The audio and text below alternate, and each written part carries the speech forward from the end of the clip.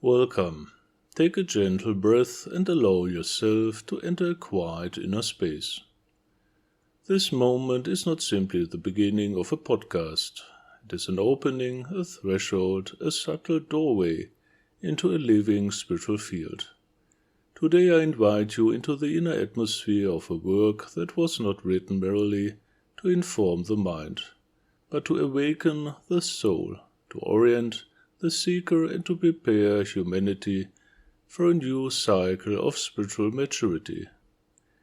This book presents the vision, structure, and living spirit of a sacred path, a path of conscious development, of universal wisdom, and of service rooted in divine law. Its purpose is not to create followers, its purpose is to cultivate initiates. Not believers, but knowers. Not admirers of truth, but embodiments of truth. The deeper intention of this teaching is the rebirth of an authentic spiritual order, a renewal of the ancient initiatory current in a form suited for our time. The book describes a new expression of timeless wisdom, a phoenix rising from the ashes of exhausted traditions, a living vessel for the universal laws of creation to become active again in human life. This is its deeper purpose. It is not about founding an organization, it is about restoring alignment between human life and the laws of existence itself. At the heart of this work lies a central recognition. Humanity suffers not from lack of knowledge, but from lack of transformation. Many traditions preserve symbols, rituals, philosophies, but often the living fire of initiation fades. Structures remain, words remain, but direct realization becomes rare. This book responds to that condition. It proposes that spiritual life must once again become practical, experiential, lawful, rooted in the actual mechanics of consciousness and creation.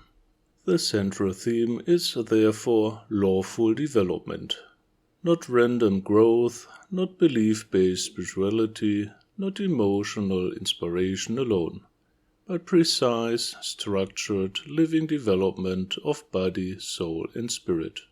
The initiatory path described here is both ancient and radically contemporary. It begins with the recognition that the human being is unfinished, a seed containing divine potential. This potential unfolds through a threefold transformation known across mystical traditions: purification, healing, sanctification.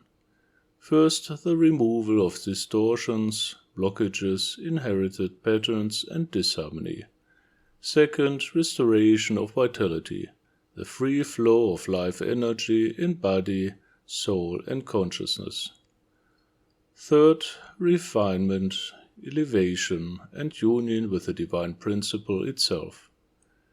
This is not a metaphor, it is a structured process supported by precise inner practices. Work with the elements, work with consciousness, with energy, with character, with perception. The path integrates metaphysical mastery and mystical love, power and wisdom united in devotion to the highest good. Another central teaching of this work is the idea of universal law. Reality is not chaos, it is structured intelligence. Every level of existence, physical, psychological, spiritual, operates according to principles. To violate these laws is to suffer disorder. To align with them is to experience harmony, vitality, and creative power. The initiate therefore does not merely seek comfort or inspiration.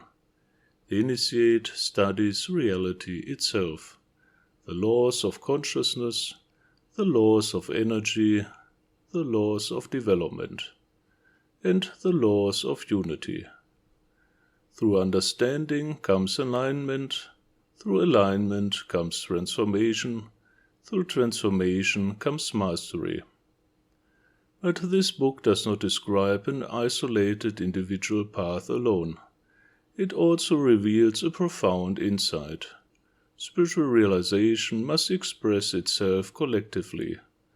Humanity is not meant to evolve as disconnected individuals, but as a conscious family. Thus, another central theme is universal brotherhood, not as an ideal, but as an experienced reality, to perceive humanity as one living organism, to recognize every being as an expression of the same divine source, to live in mutual support, responsibility, and shared growth. Spiritual maturity naturally expands from self-development to service, to contribution, to stewardship of life itself. This brings us to one of the most powerful dimensions of the teaching: service as fulfillment of realization.